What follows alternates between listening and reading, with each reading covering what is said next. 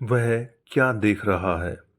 एक बार दो भाई रोहित और मोहित थे। वो 9वीं कक्षा के छात्र थे और एक ही स्कूल में पढ़ते थे। उनकी ही कक्षा में अमित नाम का भी एक छात्र था जो बहुत अमीर परिवार से आता था।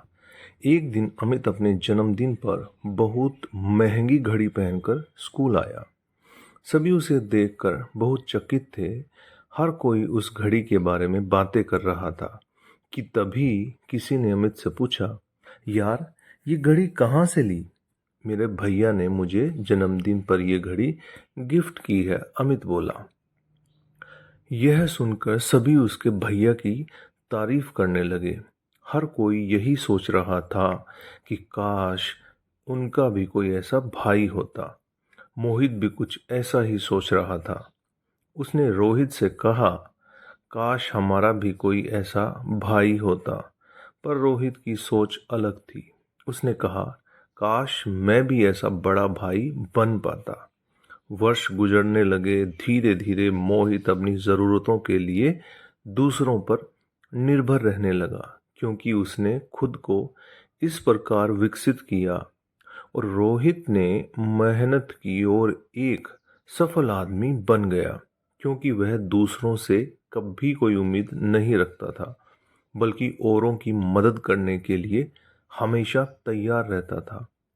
तो दोस्तों, अंत तक कहा था, वे एक ही परिवार से थे, वे एक ही वातावरण में पले बढ़े थे और एक ही प्रकार की शिक्षा प्राप्त की थी। अंतर उनके दृष्टिकोण में था, उनके देखने में था। हमारी सफलता और विफलता हमारे दृष्टिकोण पर काफ़ी हद तक निर्भर करती है और इसका परिणाम आसपास देखने पर आपको दिख जाएगा, क्योंकि ज़्यादातर लोग मोहित की तरह ही सोचते हैं। इसीलिए दुनिया में ऐसे लोगों की ही अधिकता है जो एक एवरेज लाइफ जी रहे हैं। वहीं रोहित की तरह सोच रखने वाले लोग कम ही होते हैं। इसीलिए समाज में भी सक्सेसफुल लाइफ जीने वाले लोग सीमित हैं।